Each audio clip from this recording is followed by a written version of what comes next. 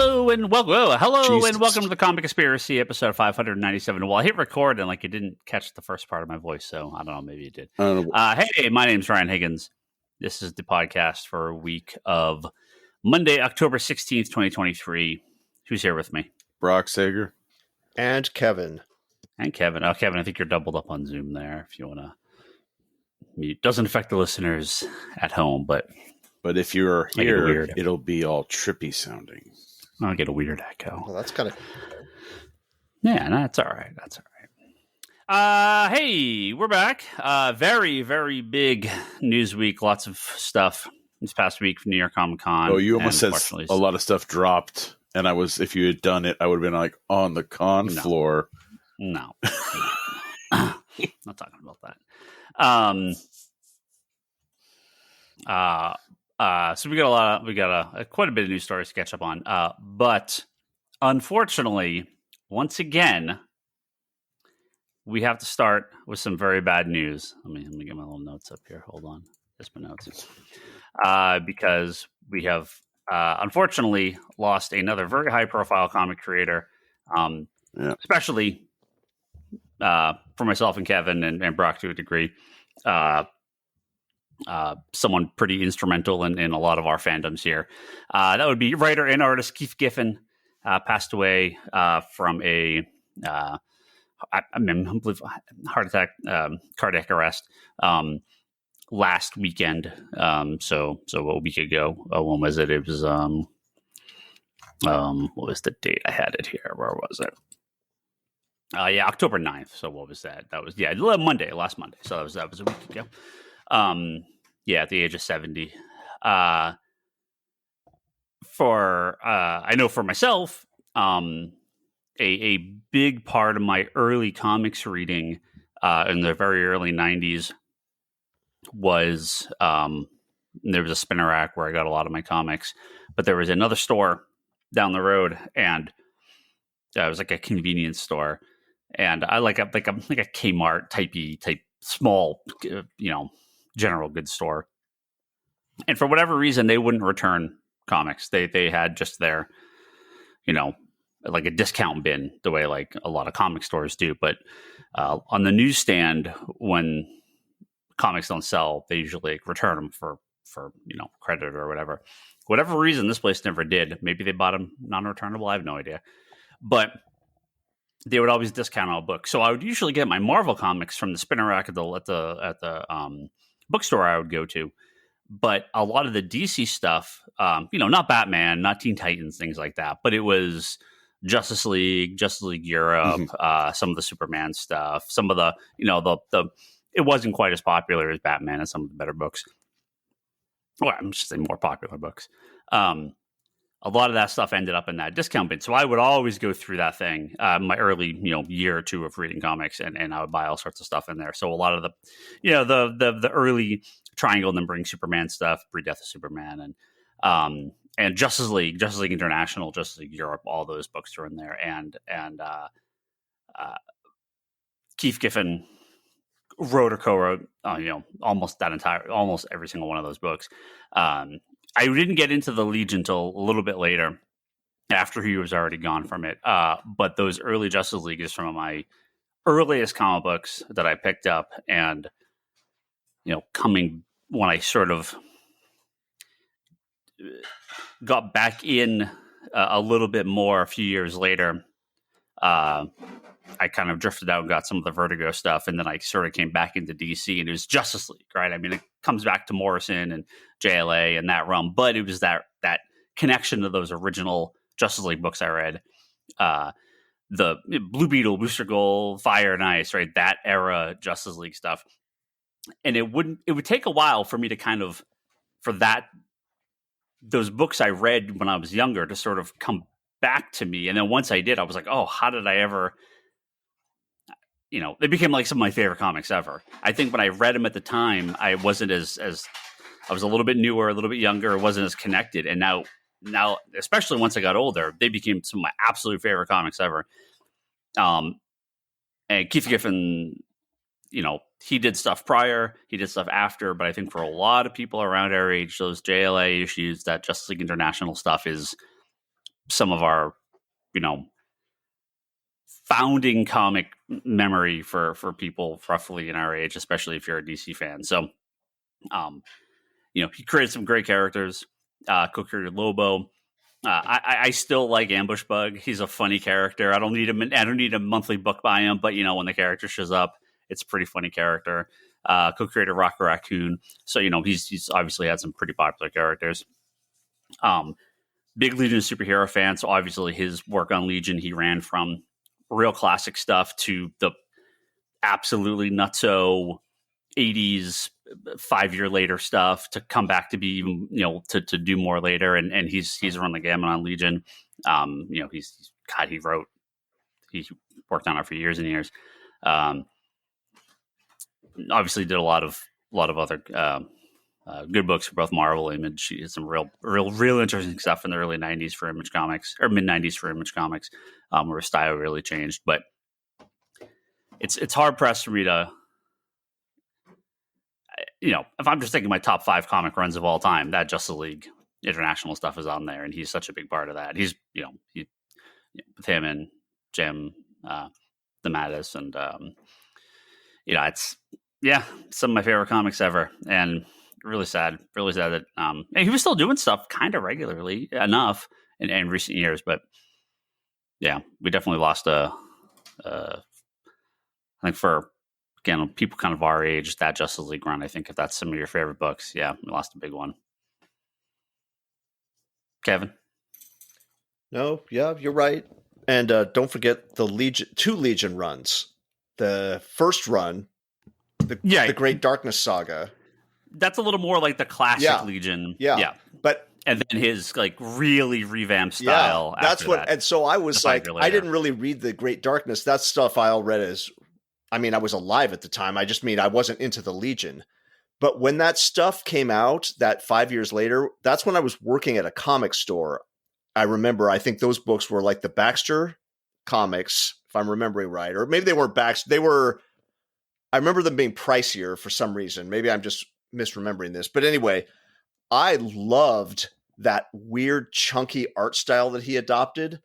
There was that, the Baxter book I'm thinking of is Dr. Fate. They did a Dr. Fate miniseries. Yeah, he did, yeah. 5 years later was just a regular Legion book. I really loved that weird art style. I just thought that was so cool and just didn't look like anybody else. Big fan. Obviously, his writing. He's got so many writing credits. People think of him as an artist, but look at his writing credits. In addition, and Ryan as the cherry on top of the shit sundae that we're talking about. Guess who's not in my DC book? Really? I have actually never been at a convention. I have been in the same building with Keith Giffen, but I have never been at a convention where I met Keith Giffen. Ever. Oh. Ever. I never met him at a convention or anything. Does he do a lot of No, he didn't. He didn't do a lot of West Coast cons, and he would occasionally be at a con for a day. He'd do a panel and then bounce. Yeah. And so I just like, that sucks. As morbid as it sounds, my policy is now anybody with gray hair, I do not pass up a chance. Yeah. And with him, it wasn't that I passed up a chance; it's that I never had a chance. Right. But big fan. Yeah. Well, especially with DC, from the mid '80s till like the early, till like the mid '90s, late '90s, and then 52 era is when he sort of came back to DC and wrote a ton of books. He especially for DC, Marvel a little less so. I should say, besides co-creating Rocket Raccoon, all right. The Guardians of the Galaxy, the modern day version of the Guardians, was also one of his like co-creations. He took these characters and put them together in Annihilation. So he did that, all that early Annihilation stuff. That was like his big return to Marvel, was through all the Annihilation books, which clearly, because he hadn't worked at Marvel. Oh, I think he did like some random stuff in the 90s, but not very much.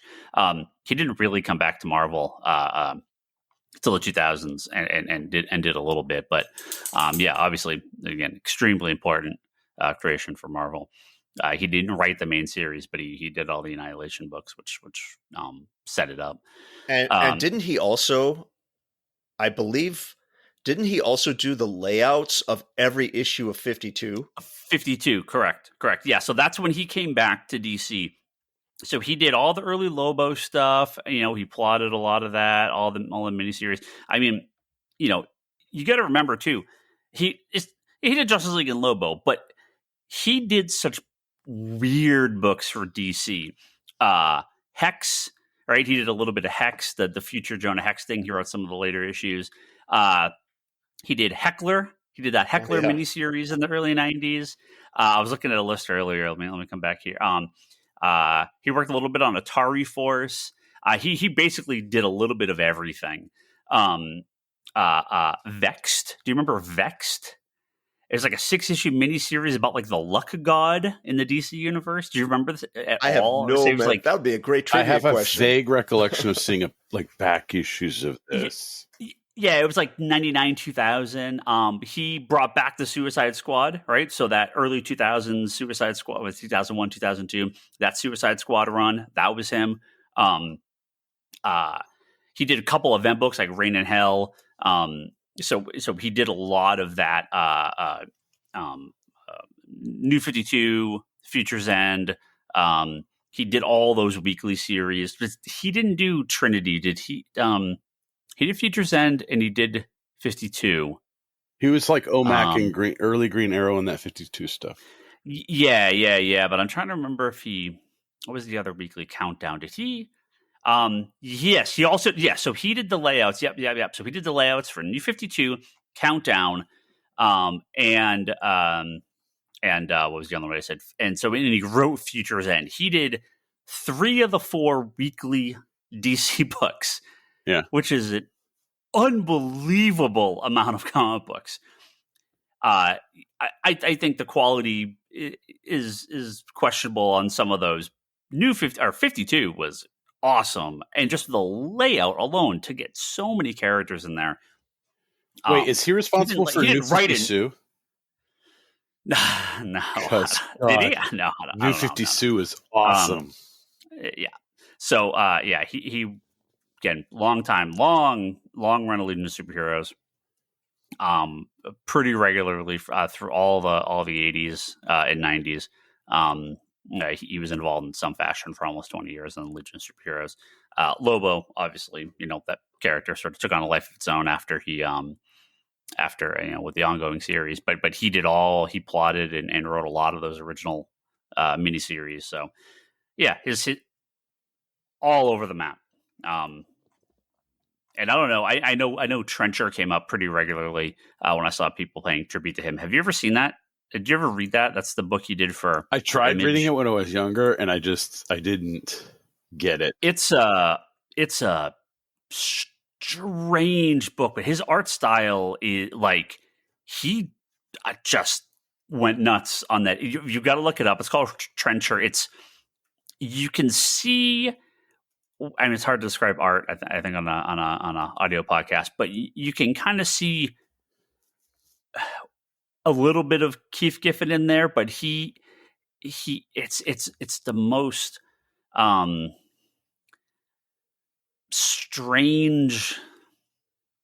I don't even like mix of Keith Giffen and like European Mobius, Jeff Darrow-ish.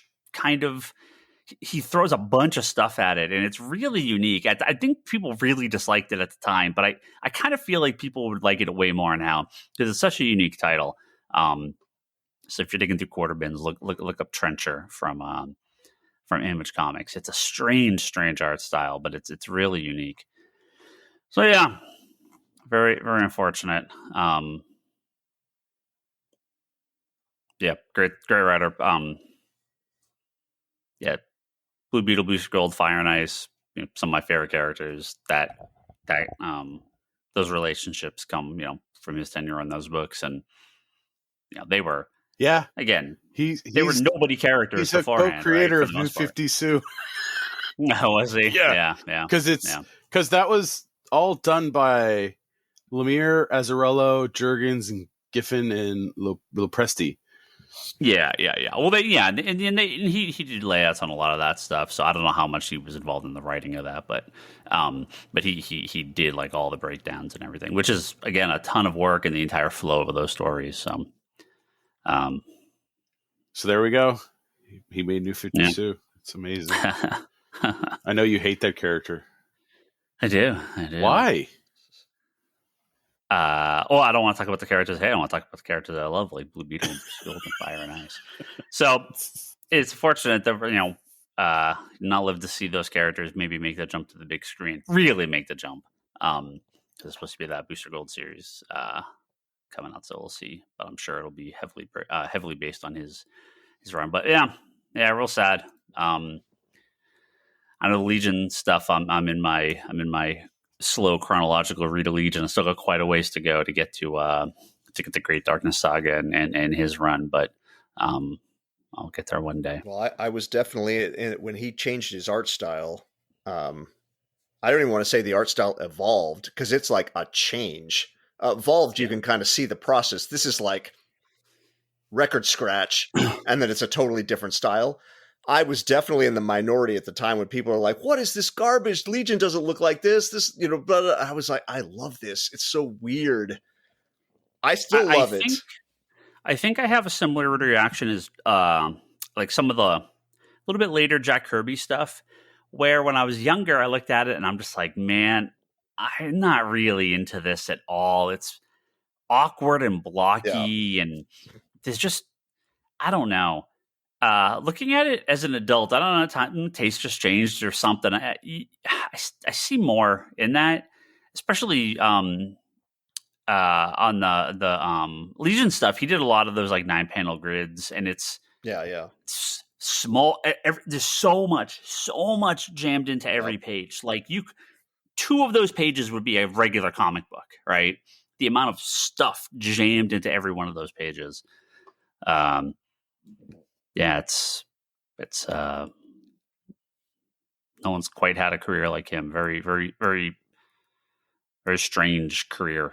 Yeah, for sure. Kind of never at the top, but I think a lot of like creator too. Yeah. Especially the DC people. I think he. I think he definitely had the respect of his peers. Well, random pick of the week. If you like the mystical kind of stories, find the Keith Giffen miniseries, Dr. Fate miniseries from the 80s. It's like 88, late 80s. I think it's 4 issues. Yeah. That it's that same chunky, weird, blocky art style, but some people might find it more suitable for a character like Dr. Fate, where there's like monsters and demons and stuff, than like a bright, shiny. Well, 5 years later, it's not really bright, shiny, but like a futuristic Legion of Superheroes story. Yeah, the Dr. Fate mini. I don't think it's been collected unless it's in some random book, because it's just 4 issues. It wouldn't stand alone as its own book, but definitely worth finding. Yeah. Well, I mean, this is good stuff. And the Dr. Fate stuff's good stuff. Yeah, I have those. Very sad.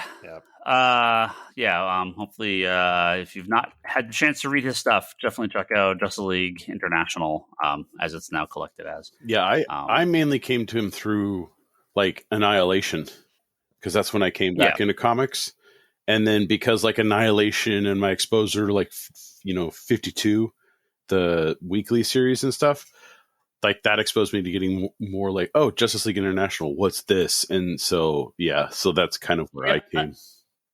Annihilation definitely has a little bit of his weirdness because of the characters I think he uses. Yeah, but it's like, it doesn't. I mean, it has a little bit of. I think this is the mistake people make, right? The Annihilation and the Guardians comic were not really. They were humorous elements because of Rocketing Group, but they were not. It was not a comedy the way that the movies became, the way they've tried to do the series now. And I think that's the mistake when people have done the more recent Guardians books, is they try to emulate the movies. That we say on the Legion stuff and Justice League International, especially, like, oh, it's a comedy book. Kind of. It's comedic. Legion is incredibly dark. The stuff I've read, some of that stuff, I've not read this entire run. I've read bits and pieces of it. That's why I'm going through this nice chronological run. Because there's a lot of it I haven't read. But especially like the subject matter is pretty dark. Just like International, while it's maybe comedic at heart, there is actually some pretty heavy stuff in those in those runs. It's not a slapstick. It gets labeled that, but there's some just good superhero books in there and some heavier stuff too. So he's not a comedy writer. And the Lobo is the same way. It's parody, but it's not always comedy. Yeah. So some of the Lobo stuff is pretty fucked up. And I think Annihilation had a little bit of that. And I think people should look at that as opposed to the movies when they want to do Guardians now, because it's just not the right tone. Some of the stuff, and they've tried to make it too comedic. That's not what it was about. The comedy's there, but there was a serious nature at heart, even with Rocket and Groot and Star-Lord. Like Drax for me was that, and Drax, was that. I mean, a totally reinvention of that character. Yeah, I mean, and the Drax from Annihilation is just like, you're like, God, this character is the worst, but I actually like this character, and you want him to die because you want to see how much smarter he gets the next time. Right, because that was the whole thing, is he would die and then come back smarter. But he had only died a handful of times. And so it was he was, during that Annihilation run, it was like, he was fucking dumb. And then you go back and you look at his character before that, and he's even just clunkier and more comedic in what was it before. But yeah, that twist that they did to him, I was like, this is, and then they just turned him into a literal comedic thing, right? He takes things literally. It's like, come on. But that's some really good stuff. Yeah. Well, and Kevin, it is the 1987 Dr. Fate series. It's technically considered Volume 1. That's first solo. Is that the first time Dr. Fate had a solo book? Yeah, that was the first. If you don't count first issue special. Yeah, you don't. Yeah, it's the. Because I just looked up the Dr. Fate. Well, because the other problem is it's also listed under Dr. Fate. Right? So there's a distinct difference. If you're looking up Dr. Fate, it's Volume 1. But if you look up Dr. Fate, I don't think it's Volume. It comes up as other stuff. Yeah, it's weird. Yeah. But yeah, it's the 1987 one. Oh, I'm going to move on to some New York Comic Con talk. Like Kevin said, never pass up a chance to talk to your favorite creators. Lots of news from New York Comic Con. We're going to couple things. I'm probably going to, not rapid fire, but there was a couple other news stories we'll probably save for next week, just because I want to get through all the New York Comic Con stuff. But usually the cons have been pretty light on comic news. It tends to not be a lot of big comic news. It's like, we're announcing a random new series, or we're gonna have we're gonna relaunch this book with a new number 1. But it's kind of Marvel. This there was a lot of big news in New York Comic Con this week. A lot of big stuff. So I'm gonna get through some of the big stuff here, some of the bigger stuff here. First, I was waiting for this for a very long time. We now have one of the two things I've hoped would come back from DC Comics. We're still waiting on Vertigo, but Elseworlds making an official return to Vertigo for its to DC. I'm sorry, to DC. Projecting there much. The Elseworlds imprint coming back to DC Comics, which is a celebration of their. They took the what if worlds from Marvel and sort of said, hey, let's kind of tag these all with a so we can have these side stories and do whatever the hell we want, right? And we've seen basically the return of Elseworlds in recent years with DC vs. Vampires and DC Mech, Dark Knights. Dark Knights of Steel, right? There's been a ton of them these all would have been Elseworlds back in the 90s and early 2000s, but that the idea of getting rid of that imprint went away. Deceased, right? Exactly. So all of these Injustice is technically an Elseworlds. Yeah, it's kind of, Injustice is kind of its own thing because it's a game tie-in, but it would be considered an Elseworlds. Elseworlds was their start of like that multiversity stuff, because that's where like a lot of the multiversity stuff pulled from, was these Elseworld stories. Yeah. I mean, it's the opposite from that, right? It's DC said, we're just going to do these fun little weird stories. We'll call them Elseworlds. They then made them multiverses, right? That was never the intent, right? But I don't mind them doing that, right? Kingdom Come's an Elseworld, right? Kingdom Come, those original comics, Elseworld on the top. We just sold a set of that on our eBay store. Yeah. So, they are, the idea is that these are non-continuity stories and that they're kind of free to do whatever they want. But I like the idea of bringing them into the, to the main series if you want to do something, if you've got a story to tell. So, and obviously it's a very Batman heavy lineup, which, the Elseworlds were always very Batman heavy, but I'm sure we'll get a decent amount of other stuff. So Gotham by Gaslight, the Kryptonian Age, which obviously is a semi-sequel-ish to Gotham by Gaslight by Andy Diggle and Leandro Fernandez. This is the first batch of books being announced too. Now, Batman the Barbarian. Are they still doing these like prestige format? I don't think they really said. I don't think they really said. They'll all be different, right? Some Elseworlds were original graphic novels, some were one-shots, some were, 48-page one-shots, some were 80-page one-shots, some were 6-issue minis, some were 12-issue minis. Yeah, there's no standard. They're all whatever they want to do. Batman the Barbarian by Greg Smallwood, Dark Knights of Steel All Winter by Jay Kristoff and Tirso Cons. So going to do some more another Dark Knight series, which means they'll probably recollect the original run when they go to do a one-off or a one volume of that, probably under Elseworlds. Green Lantern Dark by Tate Bromwell and Werther Dell'Erda, which is artist from Something's Killing the Children, right? I think so. Batman Nightfire by Clay Mann and Seth Mann, so some more Clay Mann stuff. And another volume in DC vs. Vampires, World War V by Matthew Rosenberg and Otto Schmidt, which, love DC vs. Vampires, so I'm really excited to get more of that.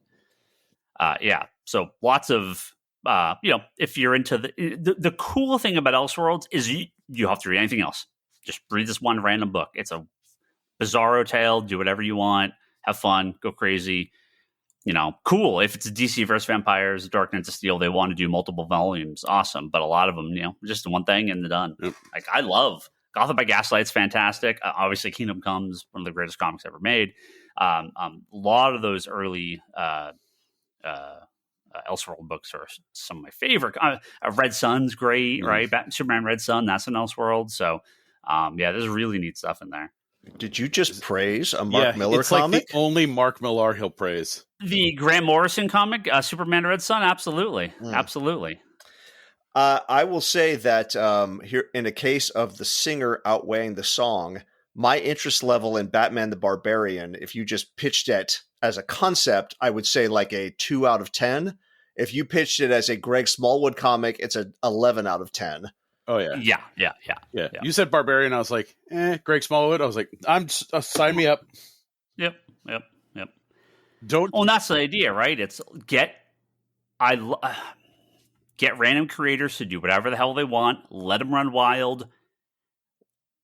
You're going to hit more than you'll miss, right? Yeah. Let them tell unique stories in this kind of self-contained universe. Look, I love the continuity, but let the creators just go wild, get cool ideas out there. These things will work. Like, there's an audience for this stuff. But just pace it.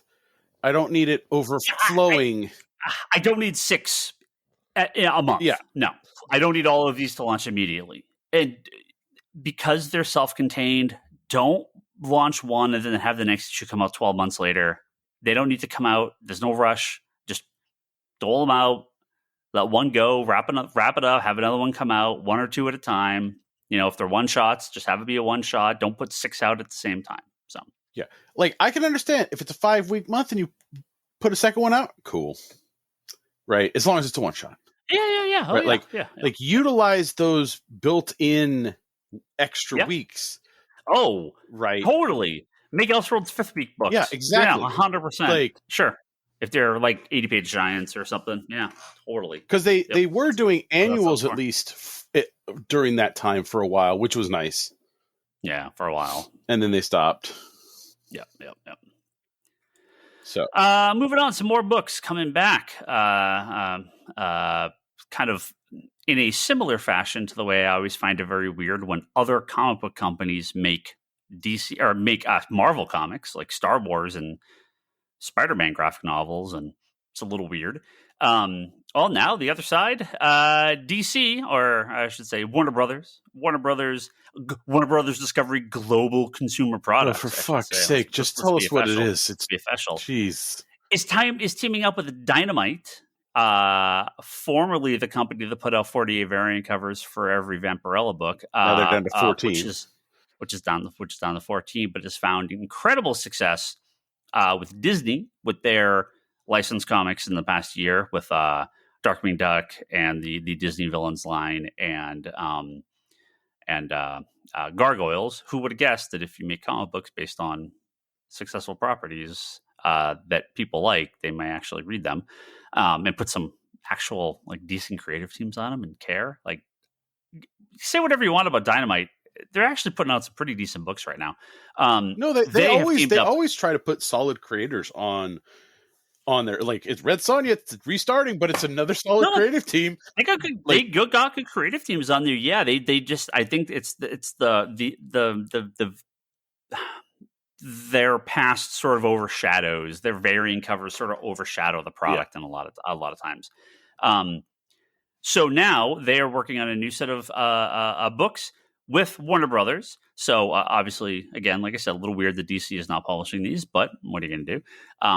DC is only so big; they only have so many people, so many books they can put out. So we are getting new comics from them,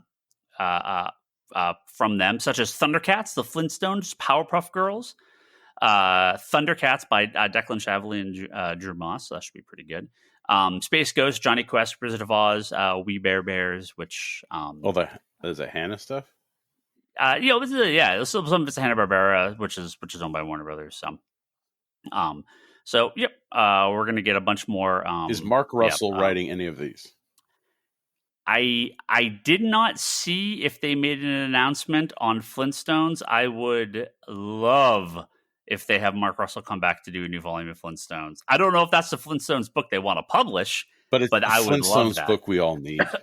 Yeah. Thundercats was during that early 2000s, the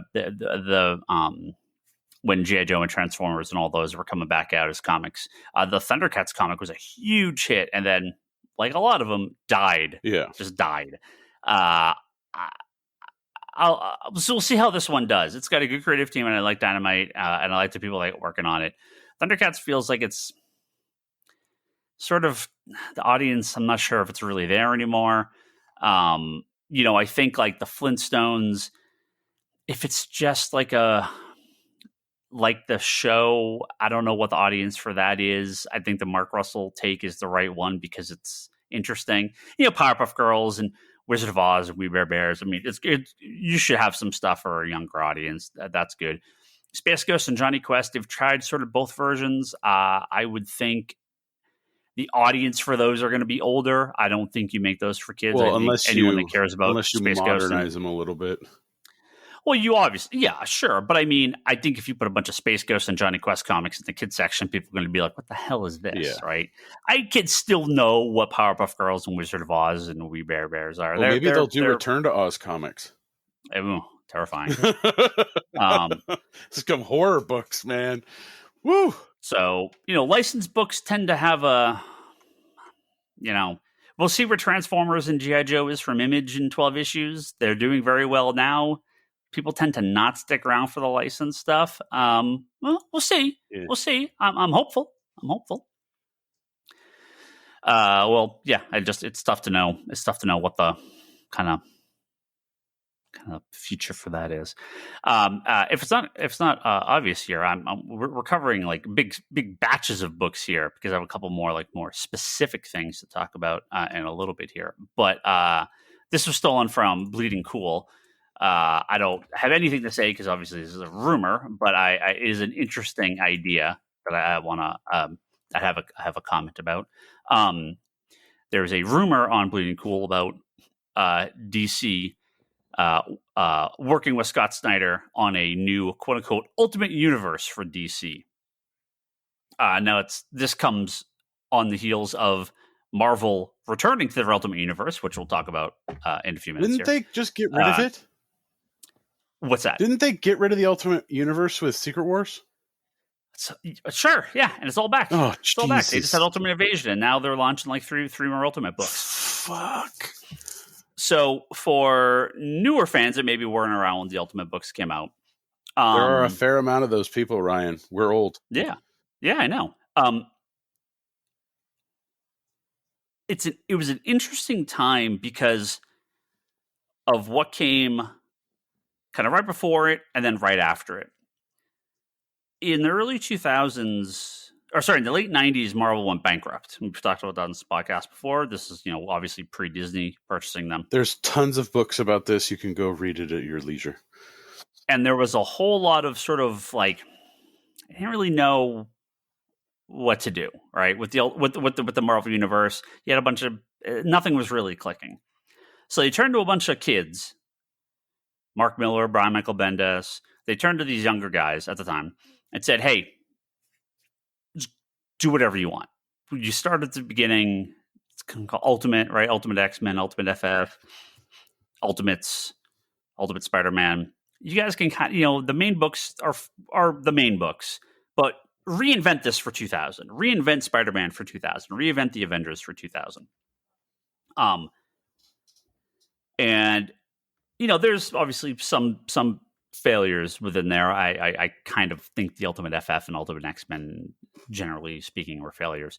But I actually did. I liked Ultimate X-Men for because I read like all of it, and for most of it, it was pretty solid. There was a handful of story arcs that were kind of like, not to get too off the path here, but Ultimate X-Men to me felt like they just said, whenever the X-Men went right, we're going to go left. And that didn't really make for good stories. It was different, but I didn't think it was good. Now with Spider-Man and Ultimates, again, you have to look at... Are you praising another Mark Millar? You forget. Founding user on Miller World, okay? You forget the Warren Ellis forum. You forget the Wildstorm forum. I was Mark Miller fan number 1 for a very long time, right? Remember this. No, I know. Spider-Man and the Avengers were kind of fuddy-duddy books written for old people. Nobody cared about Spider-Man and the Avengers in 2000. Marvel was kind of flailing around. They didn't really have... I mean, I like some of them, but they weren't clicking, really. Nothing was hip or fresh or cool, right? Joe Quesada comes in, and obviously everything sort of changes up a little bit with Marvel Knights. And the Ultimate books were like, let's just completely revamp these for today. Now, looking back at them almost 25 years later, which is terrifying. Looking back at them now, Ultimates feels very kind of gross.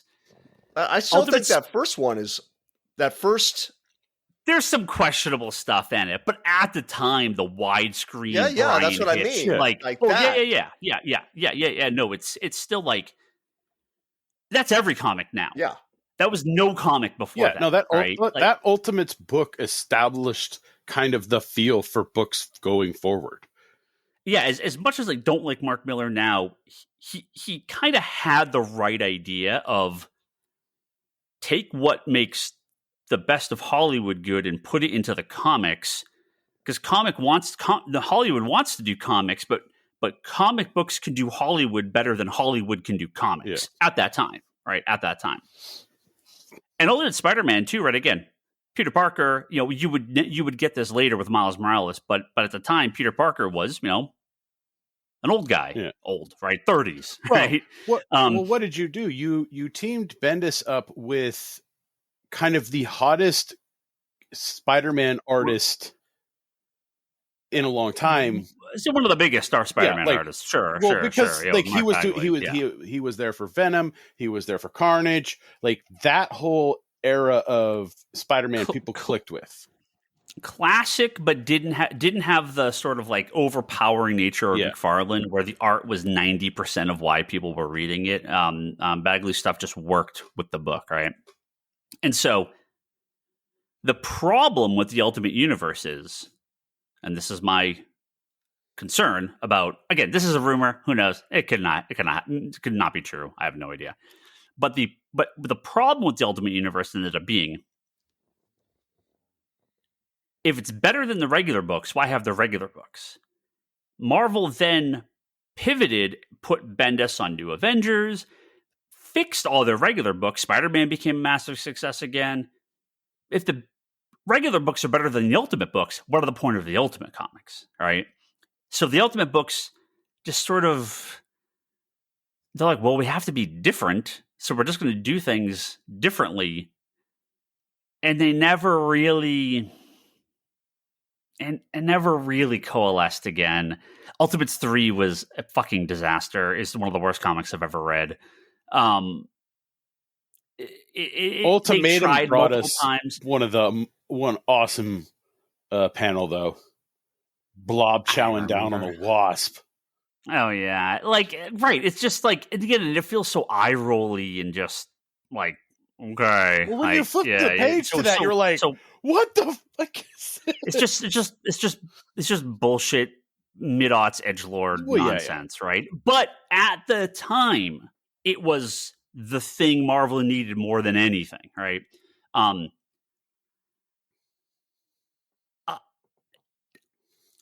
Hey, if it worked once, it'll work again, right? DC kind of tried Ultimate DC with All-Star. Batman and Robin. All-Star Superman. Yeah. Kind of. They tried Ultimate Universe kind of with the Earth 1 graphic novels. Kind of. Yeah. And those are, I mean, All-Star Superman is one of the greatest comics ever, but it's like, but that's just like an Elseworld. It's not a ground up reimagining of Superman from the beginning. An Ultimate Batman and Robin just is not, that's just the less we say about that, the better. Hey, I'm still going to try and track down one of those uncensored issues. Okay. I'm sure they're out there.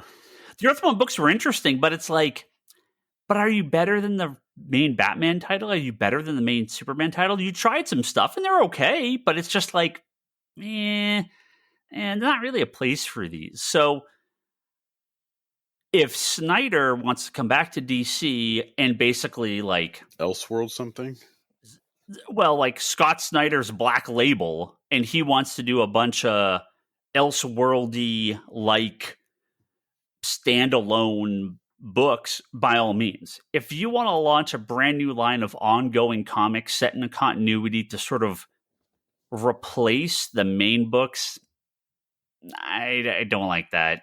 I don't like that idea, because you end up in the trap of, if they're better than the main books, why are they not just the main books? If they're worse than the main books, what's the point?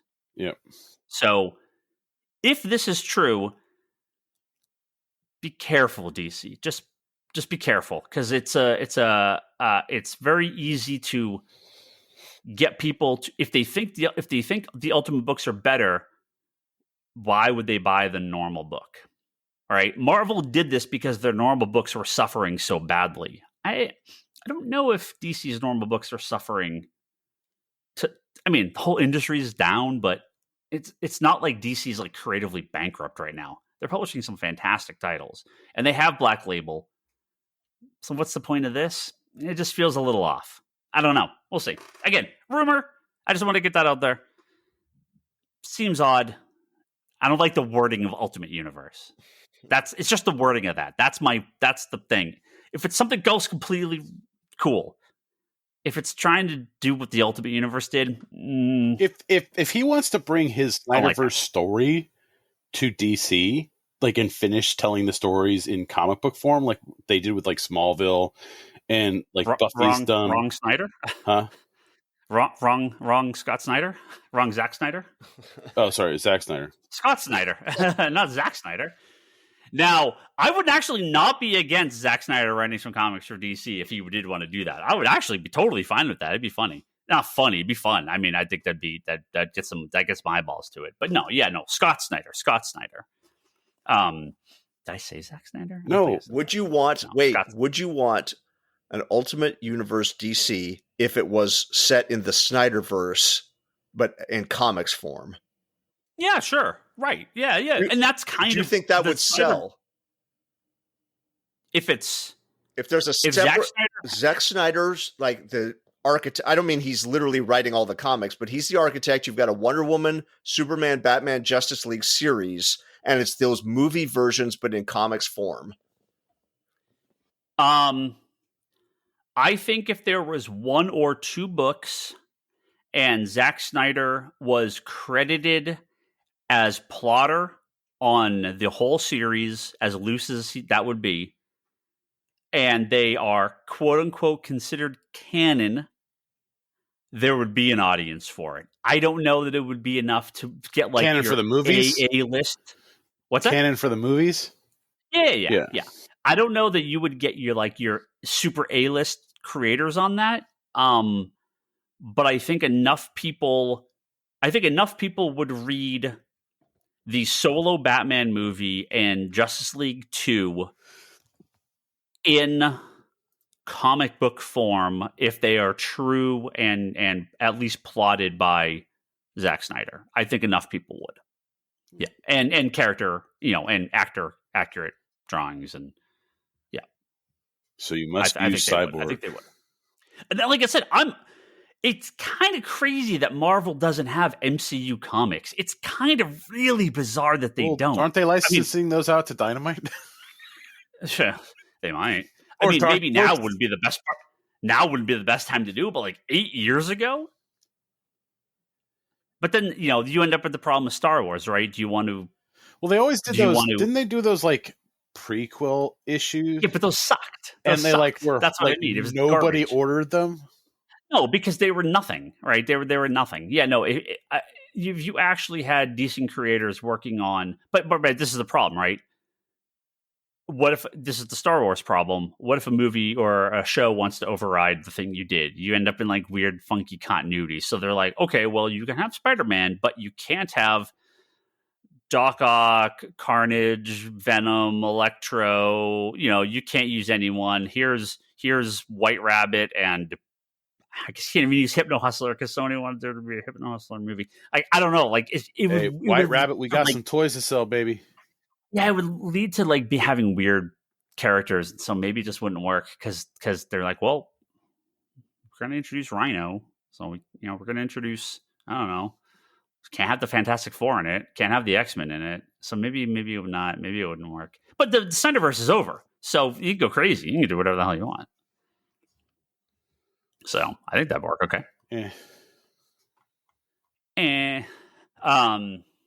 We started out with a rumor, so I'm like... Yeah. Well, since Rich Johnson covered Meanwhile, he now has more credibility on this podcast. Oh, that's right. I forgot. Come on, Brock. Didn't we get 2 articles from them? Yeah. And even more news of lines of comics, and there's 2 of these. 2 different new comic imprints at Image Comics were announced at New York Comic Con, and a gigantic list of creators, both at Marvel and DC, are seemingly now exclusive to these Image imprints. So let's see if we can go exclusive with their independent stuff. No, that does not appear to be the case. Oh shit! No, right. So,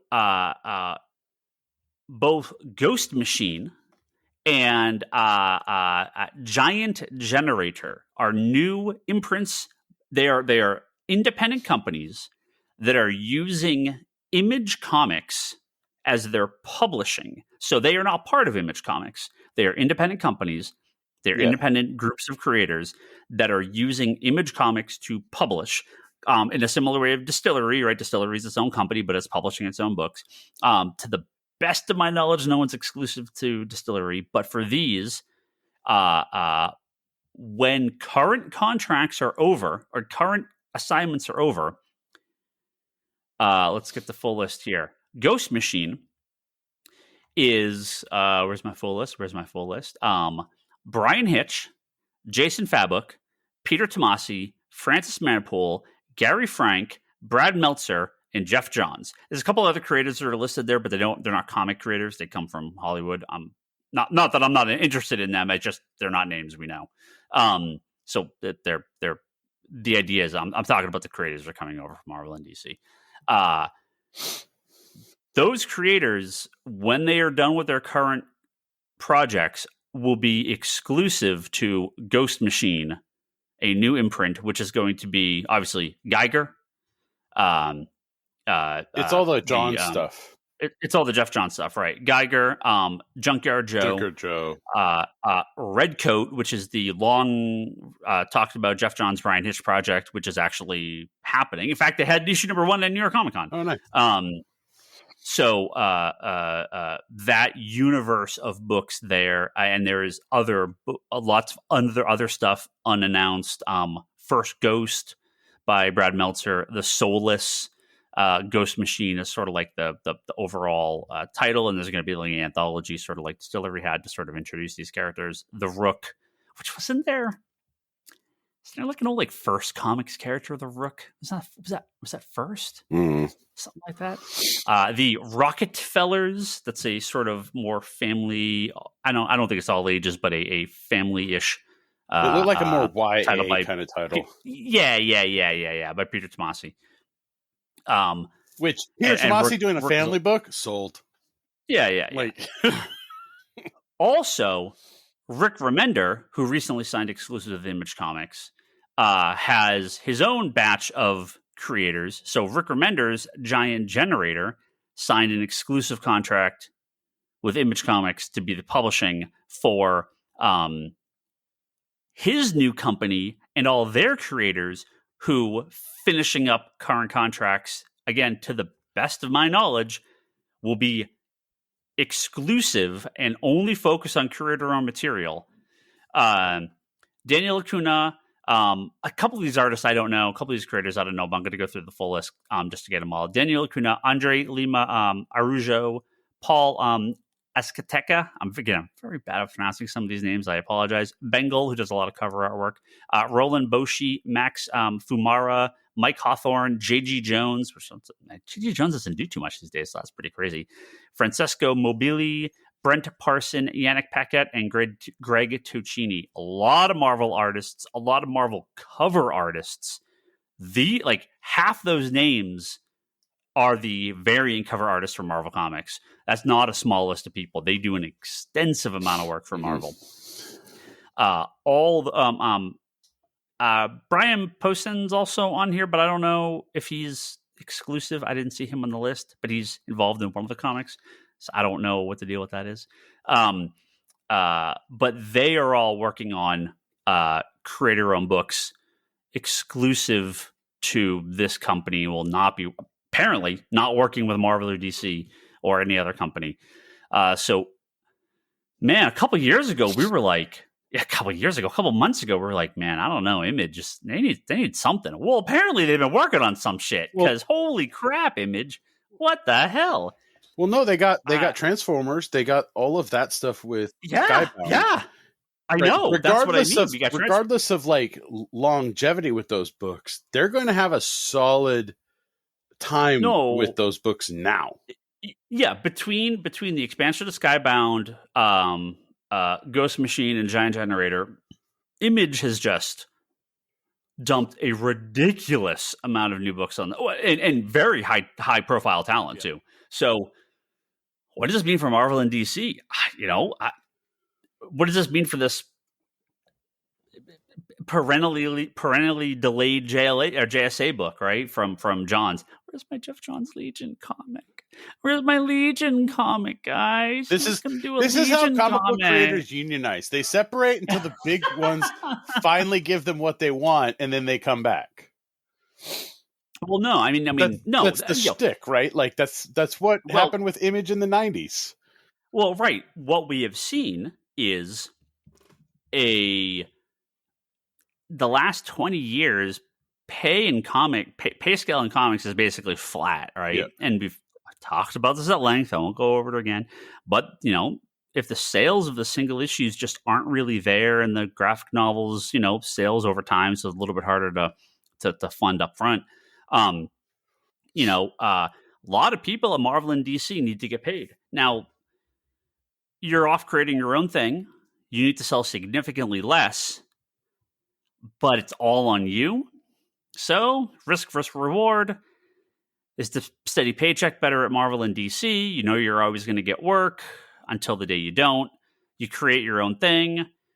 9,999 out of 10,000 never become anything, but maybe you're the next Walking Dead. There's not. I don't know.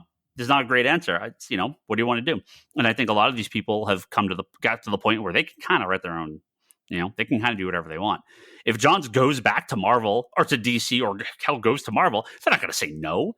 If Brian Hitch goes to Marvel or DC, they're not going to say no. Gary Frank or Rick Remender, they're not going to say no, right? I mean, the pay scale might not be worth it, but if they want to, I don't see why they couldn't return. So, my concern here is this is happening in Distillery is happening right when I think the back end of what makes the independent comic stuff successful, the licensing, the marketing, the sell, the comic is not the product. The comic is the movie pitch. The comic is the TV pitch.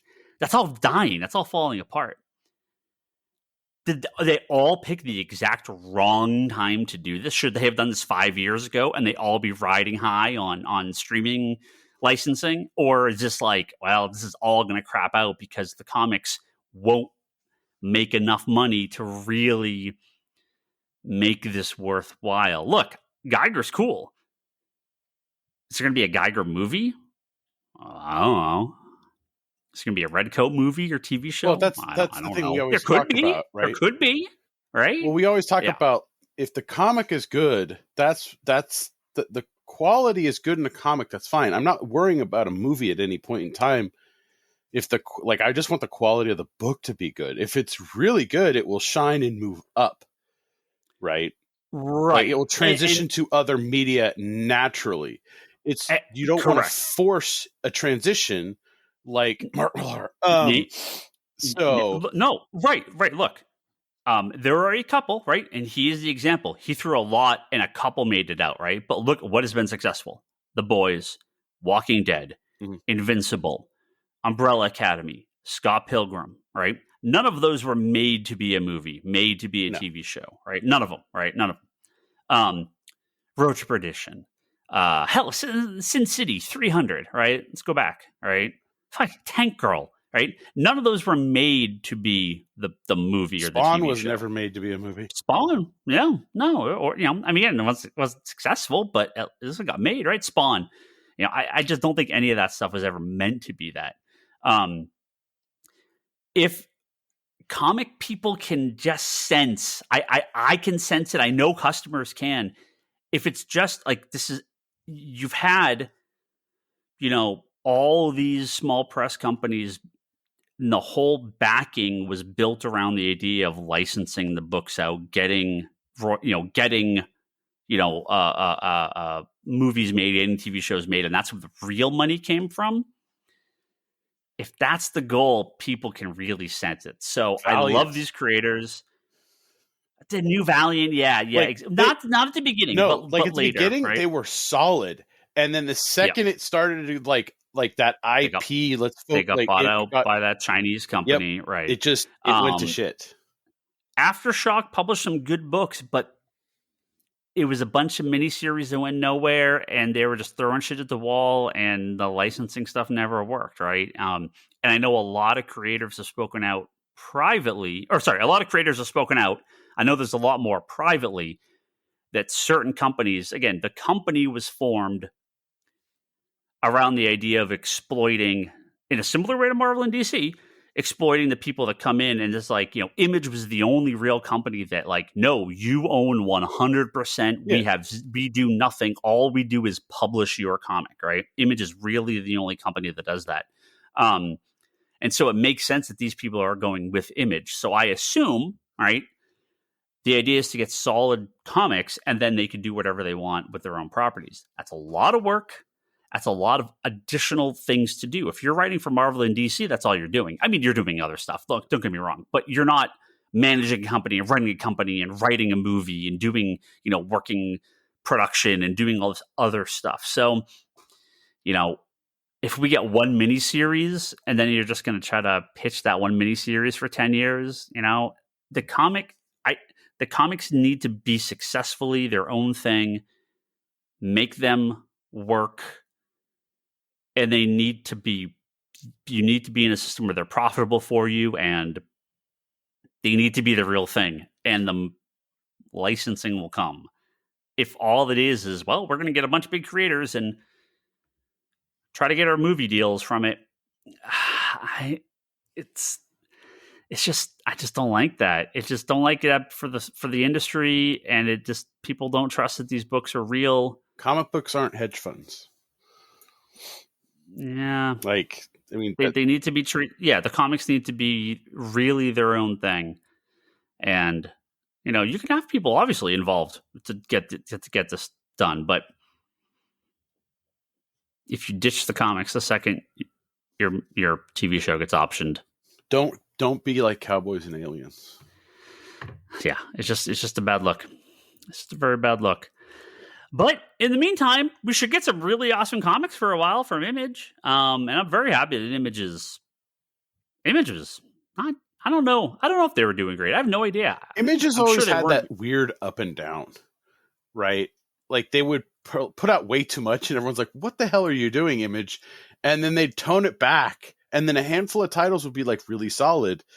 And then it was just that longevity thing, right? Like, well, I did notice in the new catalog, not just Image, but a couple other independent companies released announcements for new titles, and they were like a lot of ongoing books. Mm-hmm. I was like, fucking finally, this is what I've been like. The endless miniseries just there's just you lose momentum when you're restarting. Mm-hmm.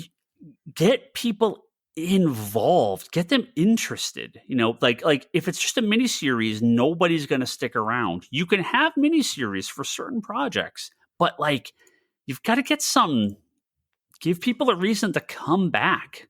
Give people a reason to be there 6 months from now, a year from now, 5 years from now, right? What was it? I know they're not all going to run forever, but like, if everything's a miniseries, boy, did this just kill the momentum on everything. Like if you look at Kirkman, right?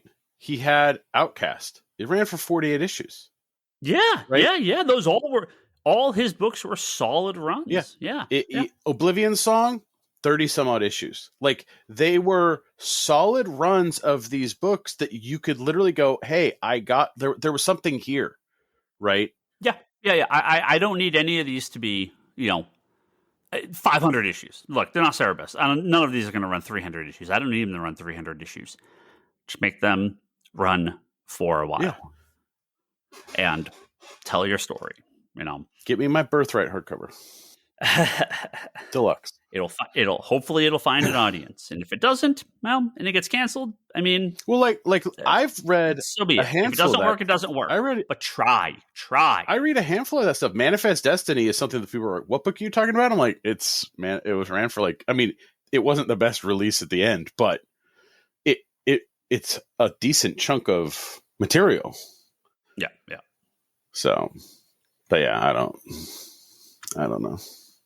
All right, I'm going to do one more story before we get out of here. No. More stories. One last story. All the stories. One last story.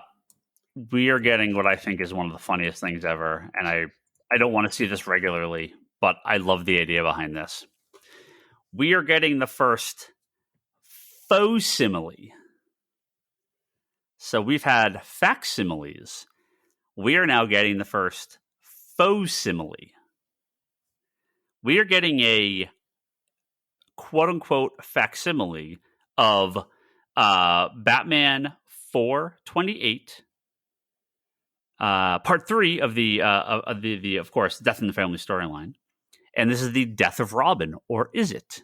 Because if you remember back in the day of having to call phone numbers on landlines and payphones,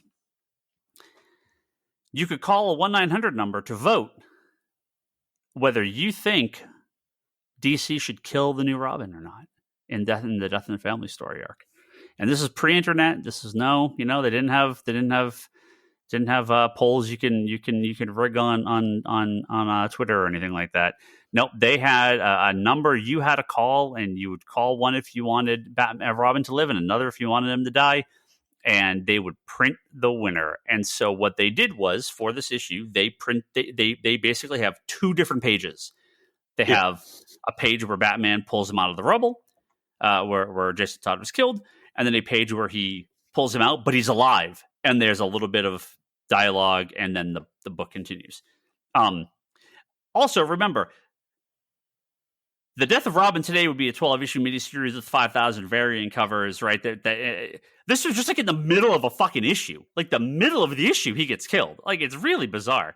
Well, it's bizarre now, but it wasn't bizarre then. It's also one of my favorite things, because this is when the Joker was the ambassador to Iran. Yeah. It's still one of my favorite comic moments of all time. I bring this up all the time, where I'm like, the majority of the story is about the Joker being the ambassador to Iran. Like, that is what the majority of Death in the Family is about. Robin getting killed just happens to be in this. The majority of this is Joker being the ambassador to Iran. It's the greatest comic ever made. I bet it's close enough. Hey, don't forget, this is also the era when Batman Year One is just 4 random issues in the middle of the run. Yeah. Batman's walking around in his blue cape and blue bat symbol in the middle of the daytime, in the middle of the Middle East, walking around, just walking down the streets. It's great. So they are going to print a version with the finished pages. So they actually did this years ago. A couple of years back, there was a Elseworld book, one of like the multiverse books, where they actually did print this page of Robin living. They used that artwork. They're going to actually print it as if Robin lived. They're going to print the Fauxsimile, F-A-U-X. Shouldn't it just be the Elsesimile? Of Robin living. I love this idea. I fucking love this. You will love this idea until it comes to bite you in the ass with all the shit that they're going to do. No. There's so few instances of a company. Nah, there's really. You Kevin, know what this means? A single. You'll get all the 5G fucks. That'd be fine. I just can't. I can't think of. There's been pages that are different, right? I mean, like we had like the JLA Avengers that never saw print, right? I mean, there's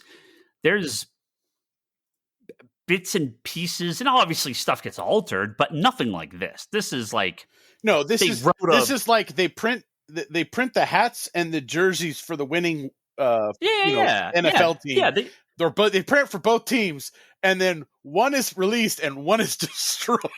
Yeah, I mean, you literally had to call this number, and they're like, "Well, end of the week. I guess we send this to the printer. Here's the page that goes. Put the other pages in a drawer." What if they messed up? They don't do this. There's not a lot of instances where there's like a choose your own adventure in the middle of a comic and only one gets printed. So I really like this. This is cool. I want this in my collection. So there's a blank, there's a foil. Now what will your order numbers be on this?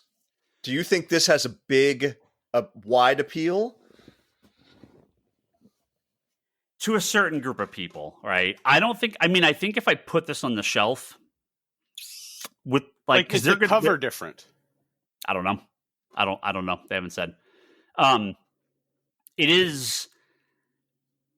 It's an oddity for. It's not a thing that I think will sell for regular people because they're not going to know. Yeah. But I think they're like the Death of Robin. The Death of Robin. They have no idea this thing exists, right? But for us, for the real fans, this is a cool. I can sell this to Scott Shea. I could sell this to people, to Gage. I could sell this to people that were around because I think this is an oddity. This is for the regulars. I like this. This is really cool. I don't need a lot of these. I don't need them to do this regularly, but it's a cool little idea. So, yeah. So there you go. That's New York Comic Con. There's still more news to talk about, but we're doing an early recording, and I expect a very quiet post Comic Con. So I will save a handful of these stories for our next episode because there's definitely more to talk about. We'll get to those guys soon. So is this a to be continued? Yeah, kind of. Yeah. Any random stuff pop up? You guys wanted to mention for New York Comic Con? To get anything? Anyone get anyone to pick them up something? Because I did get the Ghost Machine. Our buddy Christian was able to swing by and grab me the Ashcan stuff. So I don't know if it was limited. I don't know what the deal with it is. So we'll see. We'll see what I get. No, I'm retired. You're out. I'm retired. I'm retired at least for 2023. All right. All right. Birthday gift for Kevin is a new portfolio, but shh. Everybody just stop talking. Lane is already enough to deal with on this. I don't need other people piling on. We'll be back next week with a little more New York Comic Con coverage to talk about and anything else that happened. And if there's something that caught your eye that we didn't talk about, drop us a note in the Facebook group and we'll look it up. It's probably on my list, but it might not be. There was again a significant amount of news from New York Comic Con and more to go. So we'll cover the rest of it next week. Anyway, thank you to our top tier Patreon backers, Edward at geekyvillain.com, The Lowdown with Luke and Derek on Spotify and YouTube, Joe Duff, Kelsey May, Craig Anderson at the Executive Evolution Podcast, Jimmy Rivera at the Social Forum Podcast, and Talon Bray. Thank you all very, very much. Don't forget to check out comicspiracypodcast.com and Apple Podcasts for all the previous episodes. If you want to catch up with some backlog, head to patreon.com/comicconspiracy to kick us a couple bucks. Apparently Patreon has totally changed their layout and logo and all this stuff, and I haven't really checked in. I should go maybe do a little house cleaning over there. There's an app, I guess, now. They did a huge app overhaul. I haven't looked on it yet, so... Man, I am terrible. I had tried to do some regular stuff on Patreon. I am absolutely terrible with doing anything on there. So, there's a Q&A thread on there, please. Maybe I will see if I can get that update weekly to actually ping people. I don't know. I'll mess around with that, see if we can get some. Kevin's giving me some thumbs Yes. Check out comicspiracy.biz for all the stuff on our website that you can purchase for in-store pickup and mail order. We are always loading new comics on there. Tons of good stuff. Check out, shipping, man. And meanwhile, anthology.com, where you can see all the creative teams behind the anthology that myself and Kevin and Brock and Lane and Toby and my wife Leanne and a ton of other incredible creators worked on for our 30th anniversary. And you can pick up copies from us or at meanwhileanthology.com with links to other versions. Check out conspiratobrock.com for all Brock's videos and blog and pull list videos and stuff over there. Check out the Wanderers in Fourth Dimension podcast, Charlie's Doctor Who podcast, talking all about the Good Doctor and the new season, new episodes right around the corner, the 60th specials, really soon. So that's big news for Doctor Who fans. And Kevin's weekly interview series called Between the Panels at fanbasepress.com. And finally, my wife Leanne is at leannehill.com, and you can see her artwork at Comics Conspiracy as well as at etsy.com/shop/LeanneHillArt. And you can follow us on Blue Sky. I'm Ryan Higgins. Brock is Brock Sager. Toby is Toby XI. Kevin is that Kevin Sharp. We are also all those same names on Twitter, except I'm Ryan Higgins Ryan. And the store is Comics Con Store. You can. I don't think we're on Twitter as much anymore, but you always say hello to us over there. And I am on Instagram. The store's on it. I don't use it. I'm on a Facebook page for the store, Comics Conspiracy. You can follow me at Brock's Basement on Instagram. They're there. Brock's Basement. Yep. They're all there. And Geekbox, no Geekbox this week. I guess some of the scheduling conflicts we recorded this episode, so we had to bump Geekbox. But we'll be back next week. Should be next week or two for Geekbox. And Manga Machinations are good friends talking about manga and anime over there. Go check those guys out. Okay, that is it. We're going to wrap up. Bye-bye. Yep, catch you next week. A little more New York Comic Con and any other cool things to talk about. I'm sure there'll be a few other things worth mentioning. And we'll see you then. Goodbye.